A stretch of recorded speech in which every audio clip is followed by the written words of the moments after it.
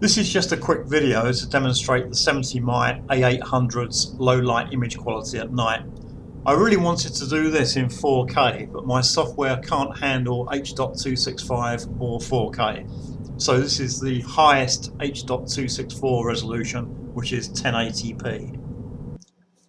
And here's roughly the same footage taken with the 70mai Pro. The cameras were mounted side by side, and this is at the same 1080 resolution. And the first thing I notice is that the field of view looks different. The 70mai Pro looks a bit wider. The second thing is that the footage is a lot more grainier, so the A800 wins on that point. And thirdly, with the A800, there were sort of star formations on bright light sources, which aren't evident with the 70mai Pro. It's a new lens on the A800, and I guess the diaphragm is new as well, and that's what's probably causing that star pattern. Record video. Start recording emergency video.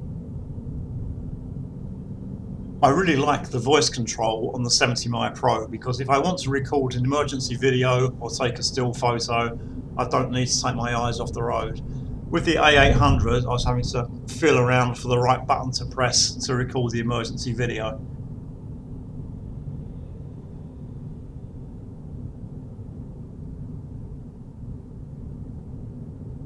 Start recording emergency video. Here's some more A800 footage. You can tell because you can see the speed and coordinates at the bottom. On some of the video, that information did actually disappear, so I guess the GPS module had difficulty seeing the satellite signal.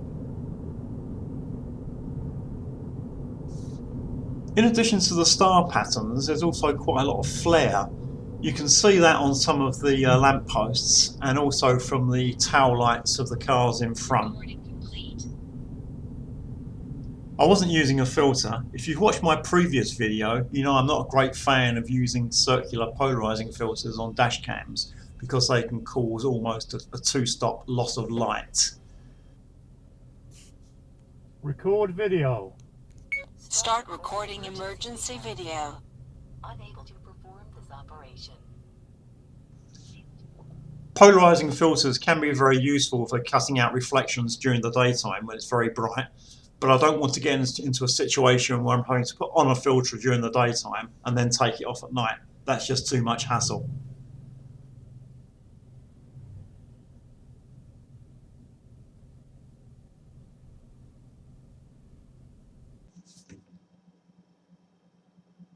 And now back to the 70mai Pro. So you can see the grain has returned, the speed and GPS coordinates have disappeared, but what's also disappeared are those star patterns around bright light sources and that flare. This has quite surprised me actually. With the new lens and sensor on the A800, I was expecting everything to be better in terms of image quality. But it actually looks like a few things are worse than the 70mai Pro. Recording complete. Here you can see that flare again, and it's very noticeable. As I said on the last video, I have no plans to upgrade my 70mai Pro. The A800 has some nice features, but it's not perfect and there are still a few problems, and I was really disappointed that they took the voice control away. And I'm afraid I've never been one of those people who's been particularly excited about 4K either. Motion detected for the vehicle ahead. One of my biggest disappointments with the 70mai Pro is that you don't see GPS speed and coordinates on the recorded video. But one of you pointed me towards a firmware hack that adds that functionality, so that's something that I'm currently looking at. The other thing I'm looking at is software that can handle 4K files, and if I make any progress with either of those things, I'll add something to my channel.